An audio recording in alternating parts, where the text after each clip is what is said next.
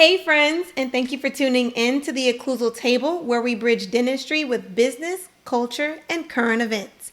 I'm your host, Taylor Jackson, and for today, we are going to be taking a look into Prosthodontics Residency and how to match into your top program. Let's get started.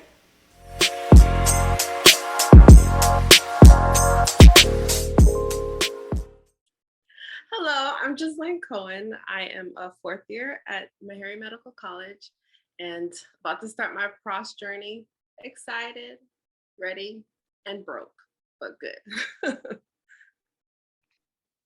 Yo, yo, yo, yo, yo, you already know who it is. This is soon to be Dr. Bradley Eway, also a fourth year at Meharry Medical College, right? And also about to begin the process journey with my fellow classmate, Ghislain Cohen. And yeah, we're about to get it, about to shake the room. All right, there we go. There we go. Got our prosthodontist in the building. Woo! Okay, doing things that I definitely don't want to do. So let's go ahead and start with your dental journey. Like, what did it take for you to get to dental school? What made you interested in pros? What was your dental journey like? Did you take gap years?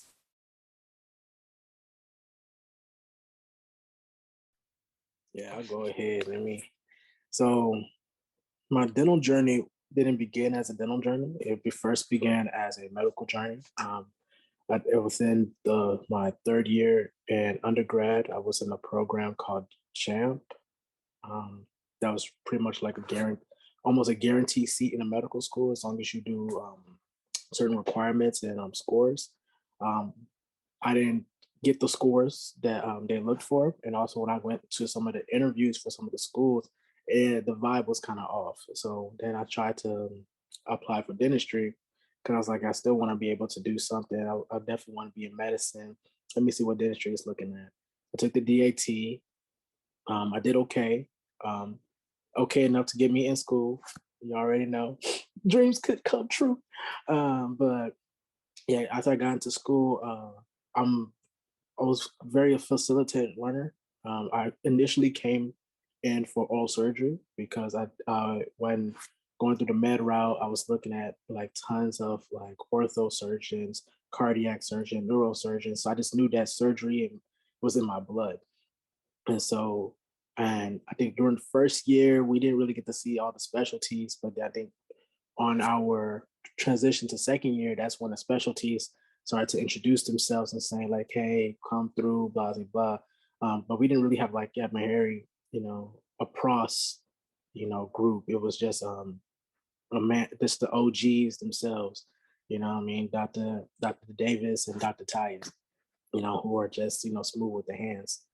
And I think I took my CBSC for oral surgery. Didn't do so hot due to some trauma that happened during that time. Um, and so I was just like, you know what, studying for the CBSC, it takes a lot of time out of me. Let me see what's up. Then I had a little angel to my left, kept saying like, "Hey, you're really good at pros. I think you should go into pros." Right? If y'all don't know who the angel is, yeah, it's Taylor, my seat neighbor. Um, and she was just like, "Yeah, you should really go into pros." I was like, I don't know, and we'll see what's going down. But during our third year, that's when we actually had the chance to go into our specialty classes and learn and take tests and stuff. But the heaviest class that we were in was pros. So when I looked in pros, I was like, "Oh, okay, this is nice. I like the busy work. This is cool." And so even when researching pros, I found out that pros had a maxillofacial component. And I was just like, "Oh, this is perfect." And so then I try to get close to my classmates. I found out the queen with the hands, which is Jess Link. Right. And so we were both like geeked up to be just like, okay, you know what, process the move. Let's see what's going down. I know I'm gonna be doing more surgeries than her, but when it comes down to aesthetic and also function, right, I definitely came to the right person. So it felt good. Then when we applied to school, we applied to the same schools. Um, it was crazy that we actually got into the schools that we wanted to get into, which was awesome. And so now it's just ready for the next step.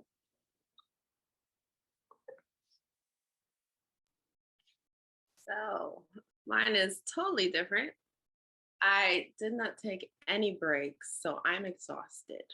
Mentally, physically, every aspect, exhausted. So I came straight from Oakwood University as my undergraduate. Did biochemistry.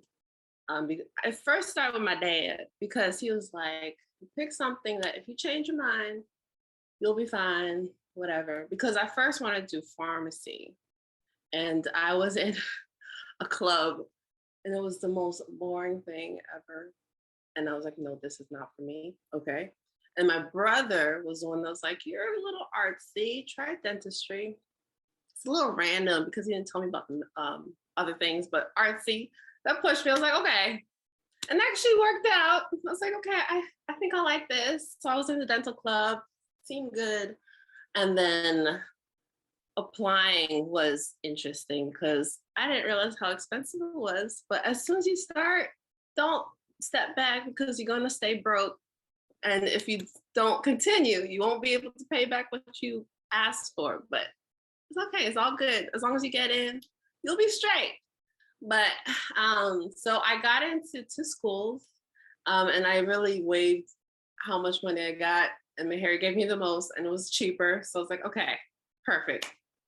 I'll be fine. So when I started dental school, I didn't know if I wanted to specialize. And honestly, I probably didn't want to because since I didn't take a break. So I was legit, was like, I just want, let's do this. But I realized I like the lab work. So the lab work and knowing I like to work with my hands, knowing that I liked doing my own work and not sending it out to the lab, I was like, how did I do this? Yeah. No, I'm skipping. Hold on, sorry. So when we had more faculty with pros, that's actually was the second part that pushed me to pros. So we gained faculty who were actually practicing, and our head of restorative is a prosthodontist. So talking to them and shadowing the practicing prosthodontist pushed me toward pros. And then, yeah, now we're here. I'm going to Ohio State, excited. And thankful that some of it will be paid 2 years, thankfully, with the fellowship. So I will further emphasize I'm still broke, but not as broke as I can be. But yeah. So then with going into choosing which schools to apply for, right? Was it location for you guys? Was it, are all pros residencies 2 years, or are they 3 years, or how many years are they for pros? Like what was the criteria when selecting the schools to apply to? So for instance, at Meharry, we have a small class. I appreciated that. So I wanted to be in a small class as well whenever I went to residency. So class size for Ohio was 3 people. Others had maybe max 8. You correct me if I'm wrong, Bradley, but max 8. But I appreciate the smaller class, so I applied to smaller programs. But with that, it's more competitive as well. So you have to, another thing, go back to money, I'm sorry, y'all.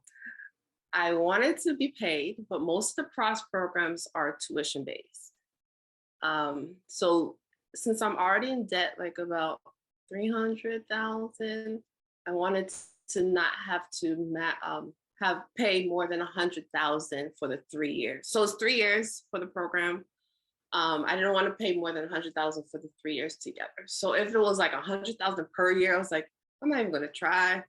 I know I cannot do that. No. So that was another factor. Location wise, I was fine with going anywhere.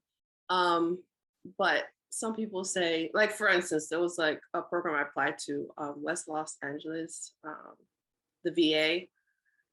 People would always say it's so hard, difficult to live in Cali. So if you can't tolerate certain locations like New York or Cali, just cancel them out if you have to.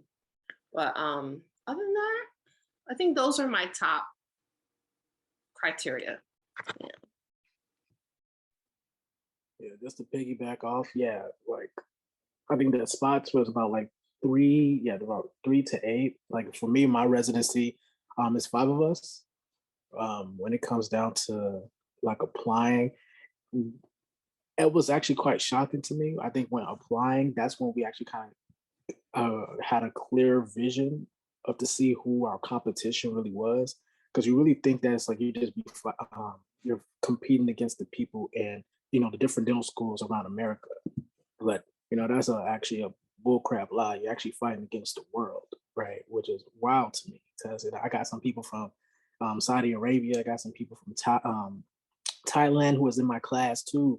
And to think that like, oh man, this is actually like, yo, they really were fighting, to come over here and they're trying to get a spot. And these majority of some of these people are already experienced, already have like a smooth maybe 3 to 5 years of just practice under their belt alone. And they're trying to get into a spot. Location, I was the same way. I didn't really care about like where I was at.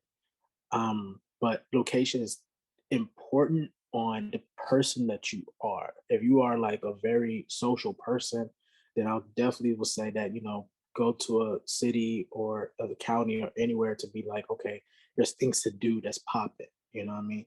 If you're more of like a homebody, you don't really care about really going out, then a more rural area would be like kind of like your standard.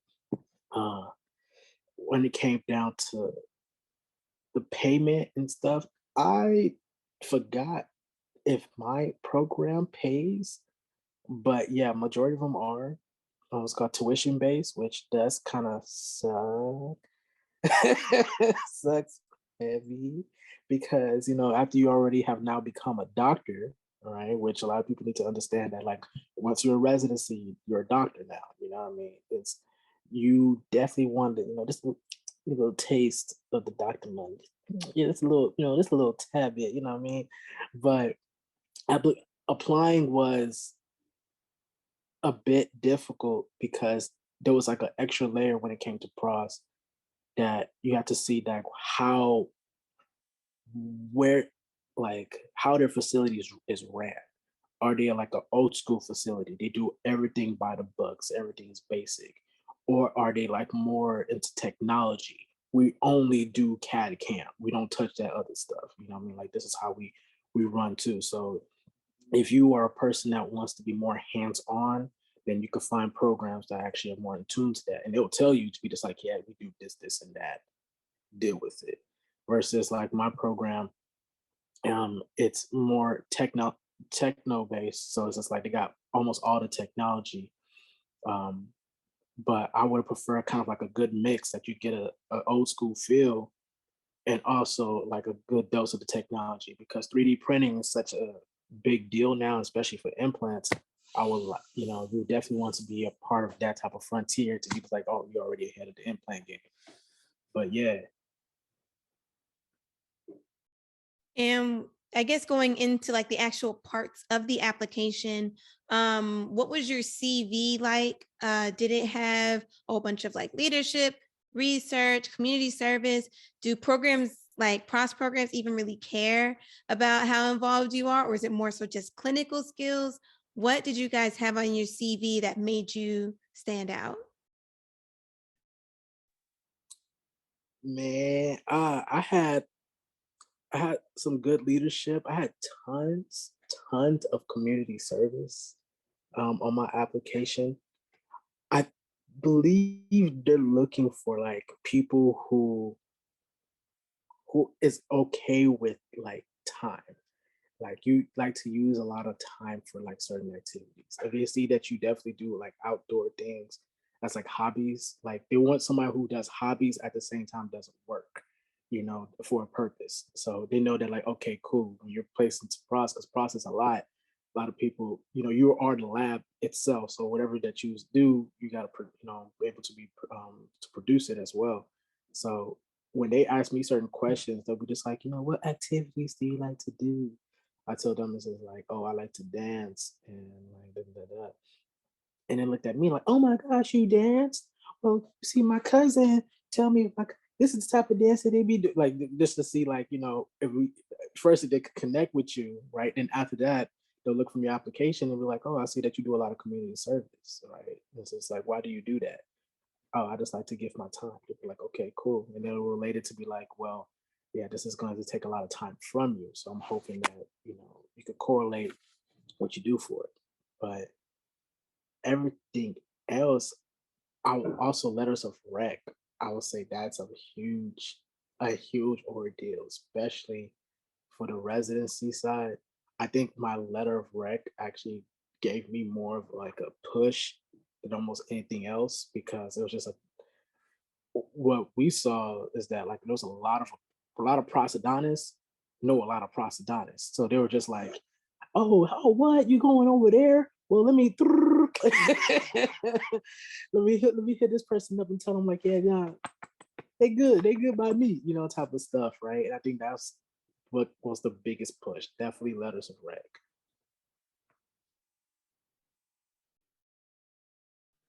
I also had a lot of volunteer work. I feel like being well balanced was probably what I felt like they needed to see as well.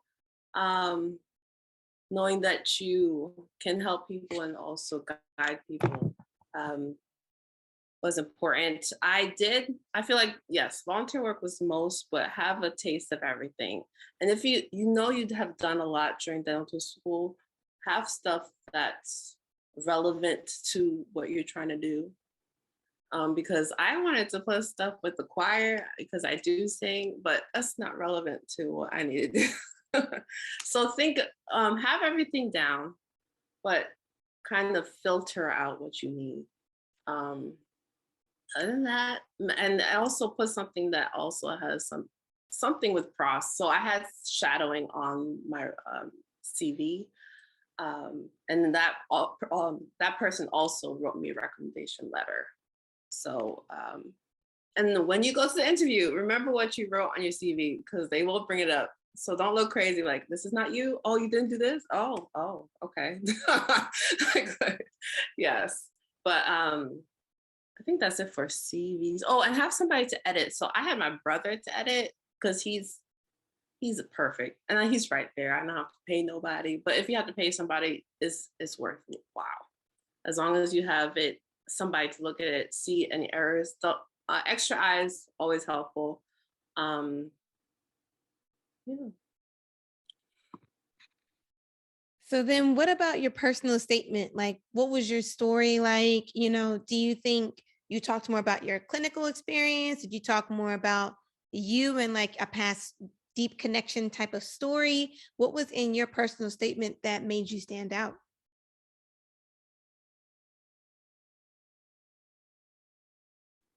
Okay, so my personal statement first have something that grabs their attention. Um, I the main thing that started it all off for me was my mom's experience with the dentist, years of work she had to get done, and also saying why I wanted to do pros. Um, and also, yeah, what led me to it. That was all in what started the desire, what led me to it, like the steps to bring you closer to choosing pros and what difference you'll make as well. That was like my end result, like why pros, why doing the extra mile if you could do CEs courses, why do 3 years of more school? And also have an editor, but be personable in your personal statement. People, I don't know if they really want to read a whole page of single space words, sentences, but be interesting. Don't drag it. Oh. Since I'm not great with words, I feel like my brother was helping me. Like, I know what you're trying to say, but say it like this. So there's always ways to say it's one thing, and find the best way if possible. But just let them see you. I think you're the one, whoever you are, you're one. You're special already. It's just,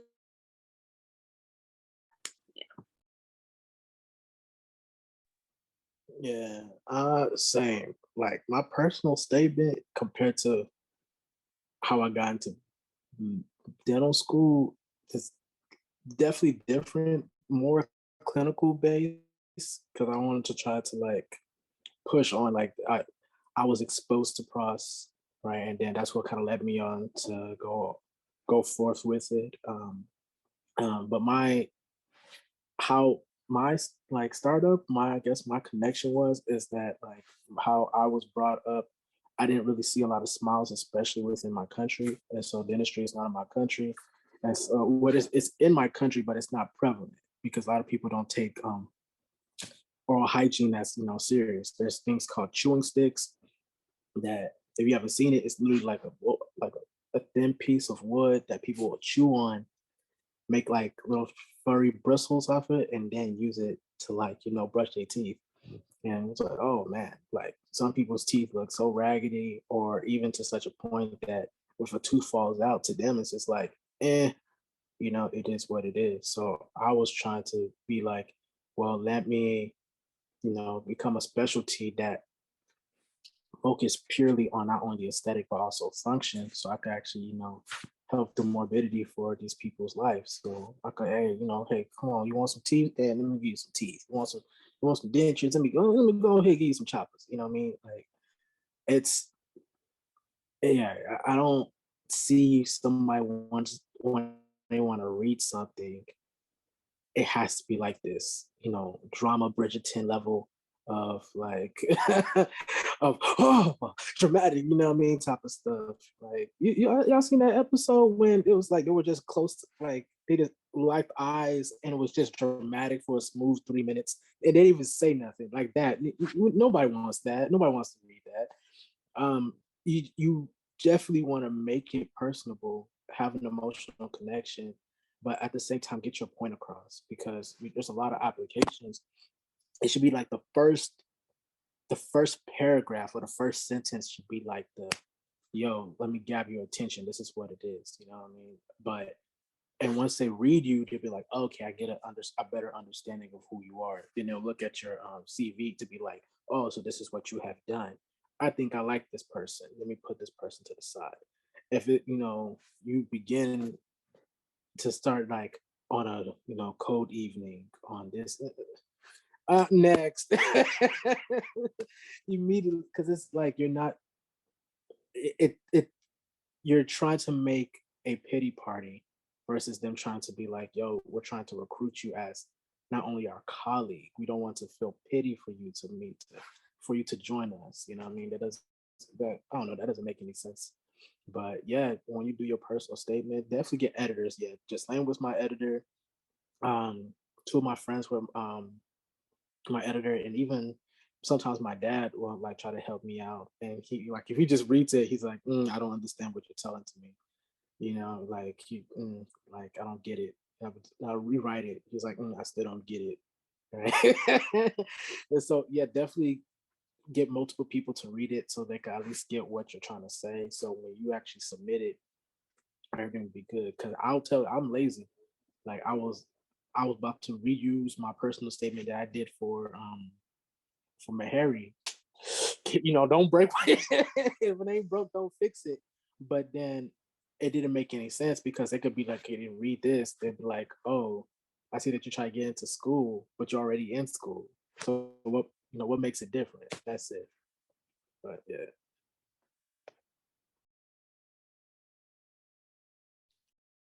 So then moving on from, CVs and personal statements, did you guys do any externships? Or if you didn't do externships, do you think like shadowing experiences really held a lot of weight in a part of your application? Man, go shadow. I I I did not have the luxury of taking an externship. I wish I did. Um, because the vibe, because we were honestly, I would definitely say when it came down to getting the interviews from certain schools, right? I believe that we were blessed, we were lucky because we had schools that had such cool energy, especially the program directors. Um, and we got lucky, but I think it would have been a better experience if we actually kind of worked there and kind of saw a little bit, of what the heat is like, and also with that environment to be like, oh, okay, so this is the energy that I'm coming into. I bet, because if you don't experience it at least a little bit, a lot, that's why I feel a lot of people will have problems of staying within their residency because they're just like, I hate it here. No, I want to get out, blah, blah, blah. But yeah, I think externing is definitely important, if especially if that's something that you're interested in. Shadowing, yeah, shadowing also, just to get just to get an outward point of view versus you seeing the school side, and the shadowing experience had me sold. Right when yeah, that's what had me sold. The dude's practice, it's gorgeous, right? Like his lab, neat, arranged, organized, right? Like the way that he wanted it to be. Only three, operatories. Of course, he could hire more staff, but he would like kind of like tell you like the overhead and all that type of stuff. But the fact of the matter was, it was just that the way that he handled his practice and the way that it felt like, yeah, this is something that I want to put myself into. But yeah, definitely, if you don't get a feel of it, you're kind of just walking into the fire with no protection. Exactly. I'll add a little bit if I can. So I haven't as well, but shadowing, just like when you go to dental school, when you were trying to apply to dental school, I believe you had to shadow, if I'm not mistaken. Like, I don't know if they'll take you seriously if you haven't shadowed a prosthodontist. If I was the interviewer, I wouldn't, but like you won't see exactly what's happening or what's up if you haven't. So I feel like that's a for sure thing you should do. Try your best to find one. I know it's a small community, but we're here. I promise you, we're here. But even research as well. I feel like things, if you can do it, do it. If not, I don't think it hurts you. But if you have the opportunity to do externships, research, anything extracurricular, please do it. Anything will help. And I want you all to have the best chance possible, please. So you guys have your total application, you filled out your CV, you have your personal statement, you have your list of schools, you have your letters of recommendation, and then your shadowing experience. So then now you are offered an interview. Were they in person? Were they virtual? What were some like weird questions or off the wall questions that you got, you know, or any tips for those that are going into interviews? Uh, just like you wanna go first? Because I already know what I'm about to say. It's about to go off. Okay. So most of mine were virtual, which was actually a detriment because you won't be able to see the facility, meet the residents. And I mean, in person, I think I got, yeah, actually for some programs, I got to meet the residents virtually, but being there, being in the area, getting to see how the surrounding places look, how the facilities, just seeing the facilities, just that was beneficial. So Ohio, where I'm going, that was the only place I had an in-person interview. Um, the the virtual interviews, I feel like I sweat with all of them. Anxiety, sweat everywhere. So I legit found a place in my house, which was actually that wall, and the lighting was so awkward. I had a whole lamp trying to illuminate my face, have my hair back. It was a cup of tea.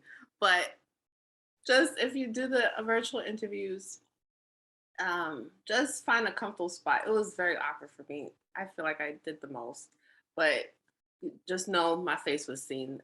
Not like today, I'm sorry. But okay. So virtually, one school I did not care for. I don't know if I should say the name. No, okay. So they were really just about numbers. They're like, how many crowns have you done? How many dentures have you done? Blah, blah, blah. I'm like, sir, we're in a pandemic. Like, leave me alone. But I was like, okay. I said what I had to say, blah, blah, blah. And it was like this vibe, like, okay, no. But all the others, I believe I had 7 interviews, and all the others were very chill, very laid back. They just wanted to get to know you, see if you would be a great blend with their people. They're just trying to get to know you. I was stressed for no reason, but they were just trying to get to know you. Just be yourself. Remember what you wrote down, because they'll bring up random stuff sometimes just to start a conversation.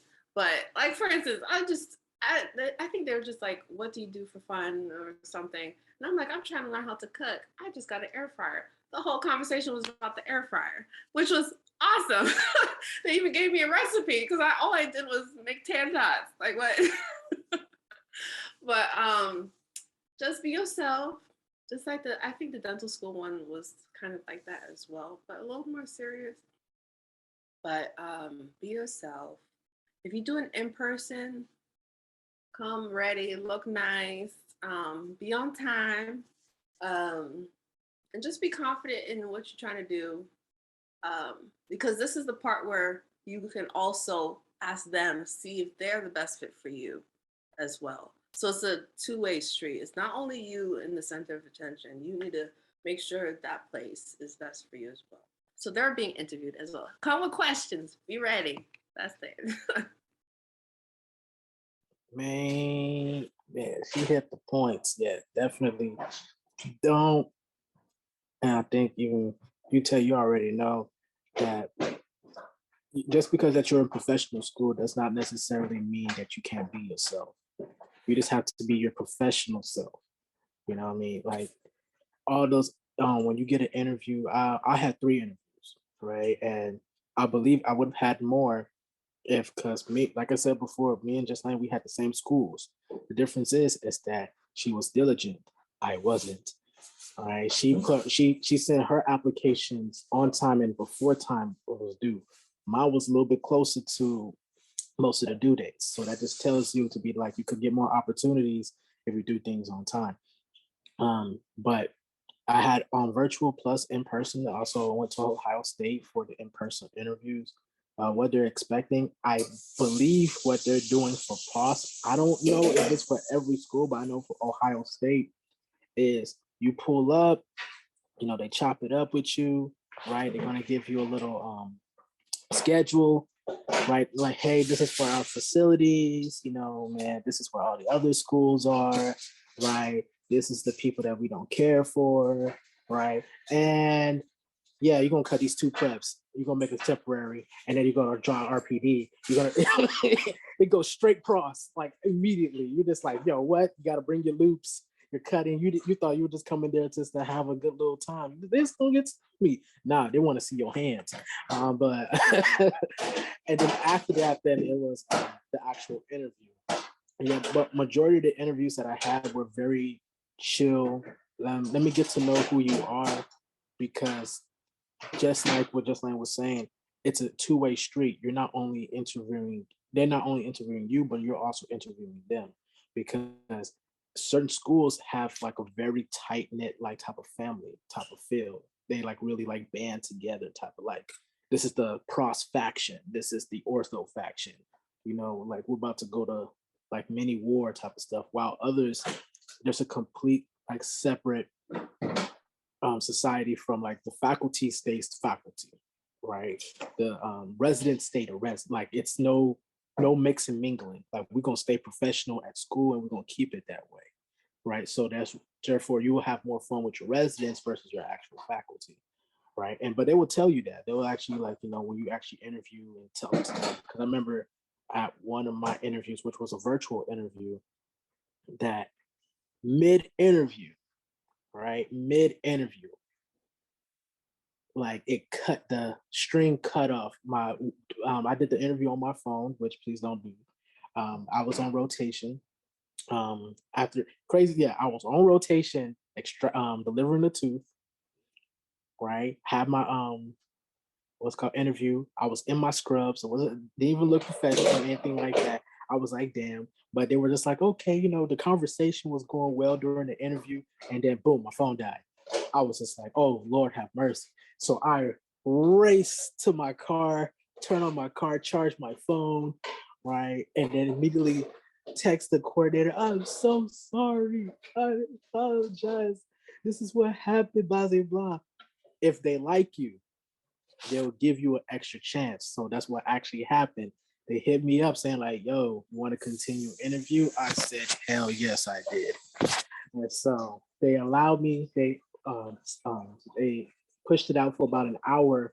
So I was done with my rotation. I rushed home, put on the fastest suit that I could put on, right? Looking at my roommates, I'm like, bro, do I look professional? He's like, I don't like the tie, fix that up, right? They got me right. So the rest of the interview, I'm suited up and booted, and I'm like, all right, yeah, they hit me some questions, and it's like, you got any questions for me? I was just like, you damn right I do. I didn't curse, of course, but I just told them like, yo, how's family? If I start a family over there, what I mean, right? If I have like a spouse or a partner, and how's the family life going to be over there? How's the environment? Is it a city type of like complex, or is it kind of like laid back? Can I talk to the faculty? Can I go? And it sounds weird, but can I go out to drinks with my faculty? You know what I mean, right? Some people call that weird, while other schools, but it's like, yes, come on, right? When during the interview, he was like, nah, residents stay residents, faculty stay faculty. And I was just like, okay, that's how I knew that, like, okay, this school's not for me, right? Because it's just the vibe that they were just giving out. They were cool people. I'm blessed to still get an interview, but at the same time, what I heard from them didn't seem right to me. So if I got into that school, I would feel like, yo, I'm kind of low key wasting my time here. I get what I got to do and get out, but if you're going to be in a place especially for residency, for 3+ years, you definitely want to be comfortable. Like a lot of people kind of skip out that a year is a long time, you know what I mean, right? And it could get to you. So don't waste your time on things that like feels like it's not important. Like there's a reason why, because when they ask you, they're gonna be like really asking you. I think that happened at Ohio State. They asked me to be just like, yo, how do you feel if you lived in Columbus? Like they'll tell me like all the good views and blah blah blah. And then they'll ask me like, do you have a wife? But yeah, like who are you? And to be like, okay, they got get a good feeling, because even the coordinator at Ohio, cool guy, cool guy. Like the conversation, like she was talking about air fryer. Me and this dude we were talking about Michigan, and then I was like, yo, I like working with my hands a lot. So how did you kind of like mix the two? He then just told me, he was just like, well, I brought work home. I wanted to see my family. I wanted to eat dinner with my family. So there's certain decisions I had to make to do that. And so this is what I do now. And he said, I don't regret it. It's cool. I like what I had to do. But he was being real with me versus trying to like, spruce it up to be like, yeah, I don't do this and that. He just kept it 100 with me from the like very jump. This is what I do. This is why I do it. And I enjoy doing it. Yeah. Like it was great. It was a great time. But yeah, for the interviews, up suited and confident, but be professional but yourself. Don't ever forget that. You could try super hard to be like, yeah, I'm gonna be the best person ever, they see through that. Like, even just like, tell me if I'm a lie. If when you went to Ohio State, right, and when we did the pros thing, we had to cut 2 preps. Everybody else's face, right, was looking like I must be the best. I have to cut the best. While me and her, we came in very relaxed because we're just like, you know what? We know our ability. We're confident in what we know. So we're gonna cut what we know, and then we're gonna just leave it as that, right? I'll tell you, like, like those cake shows, those little baked cake shows, and they're like really precise with the icing and stuff. That's what it looked like. Everybody was, yes, yes. My finish line looks perfect. Let me not touch it, type of stuff. But now, really be yourself. Really be yourself. But of course, professional. So then, is there any other type of advice that you would want to give to someone who is looking to apply into a prosthodontics residency this upcoming year? I guess know for sure, because as soon as you get in, it's gonna be 3 years. Just remind yourself why. Um, if you don't know for sure, I don't think you should. Mm-mm, I don't think you should. If you're religious, pray as hard as you can, and ask God to guide you, because that's what I did. And He opened the door to exactly where I need to be. Uh, um, I would say, what other stuff? Don't. Yeah, I, just the same thing she was saying. Just be wary of when you're applying for residency. There's different loads that a lot of people take. And process one of those loads that it's not just a clinical component. It's also a heavy lab component. If you're going to do pros, if you don't like being in the lab, don't touch pros. Don't even try it. Like, it's if it's not you, it's cool. If you don't, if you like Tay said it best, like, she don't like pros, you know what I mean? She don't want to even touch the stone and things like that. And it's okay. It's perfectly fine. Some people like to be dirty with the stone. Some people don't want to be dirty with the stone, right? Because they already told us that it's late night work. That, after clinics is done, you know what I mean, right? You do all your notes and stuff, right? Now it's the lab part, especially for the first year. I think for most pros residencies, that the first year you are the lab. You're producing everything yourself. So if you mess up, congratulations, Genesis, which means start all over again. Like, yeah, I think if you're not willing to deal with that type of busy work, plus also now having the responsibility as being a doctor because you're no longer a student, I think those are the biggest 2 things. If you're not comfortable, if you're not comfortable with the lab component, don't I'll say don't even try to look at pros. Don't don't even touch it. Anything, just like, Ah. There's a quote. No, that's not a quote. But my professor, he was like saying, oral surgeons just extract, not just, I shouldn't say like that, not just, but they do their thing. They do their procedure, extracting whatever, and then they dismiss their patient. But prosthodontists, we are married to our patients. So just remember that. They'll be coming back if anything is wrong. Adjustments of RPDs, all these things. You are married to your patient. So if you don't want to see your patient again, that's another thing. But pros, we're a wonderful community, small but important. Oh goodness. But I feel like if you decide to do this path, it'll be fulfilling if it is for you. And I hope it is for you.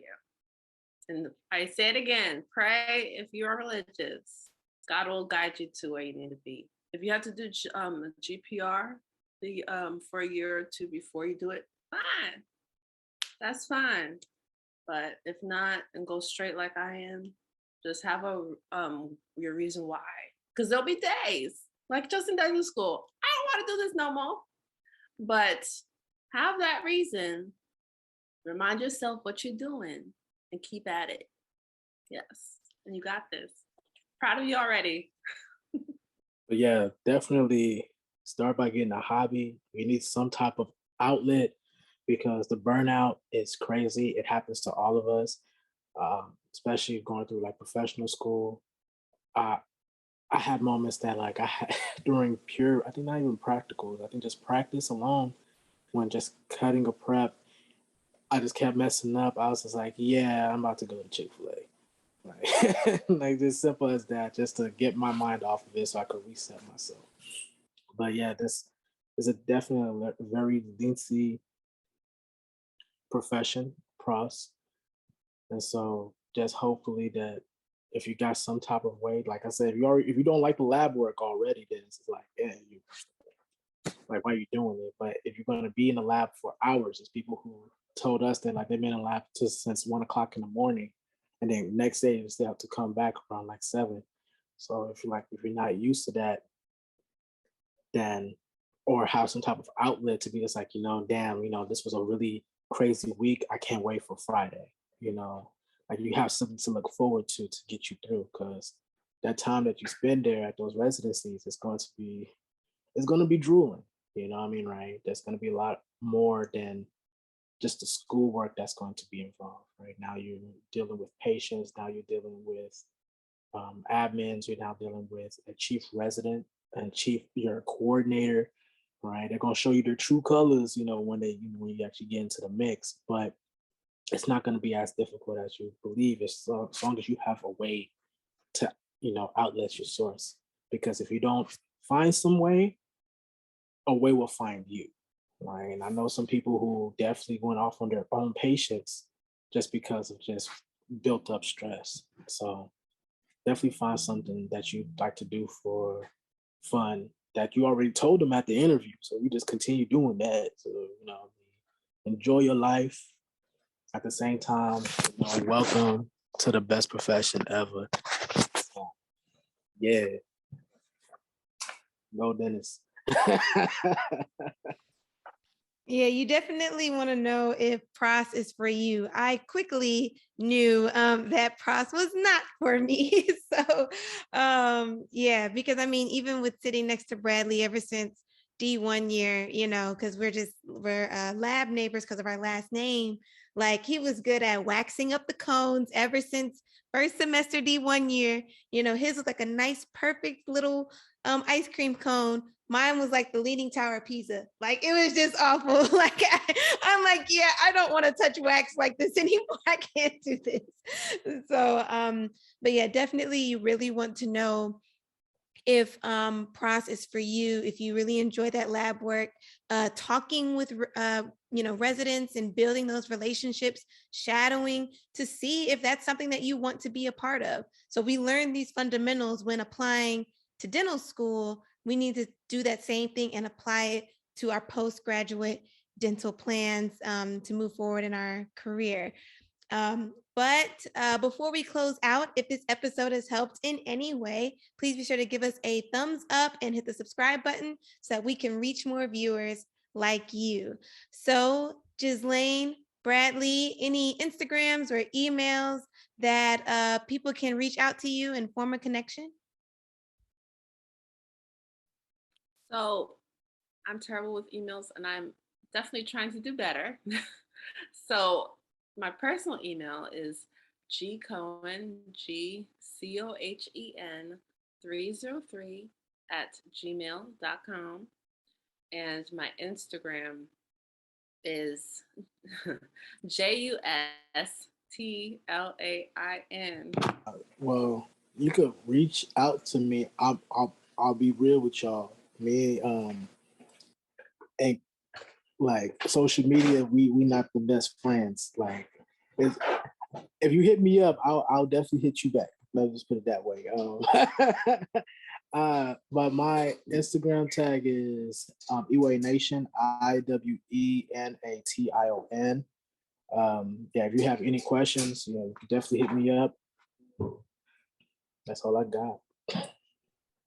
All right. Well, definitely appreciate both of you guys for being here today and sharing your advice on your prosthodontics journey. I can't wait to hear how you guys are in residency. So we're definitely going to follow up and circle back, you know.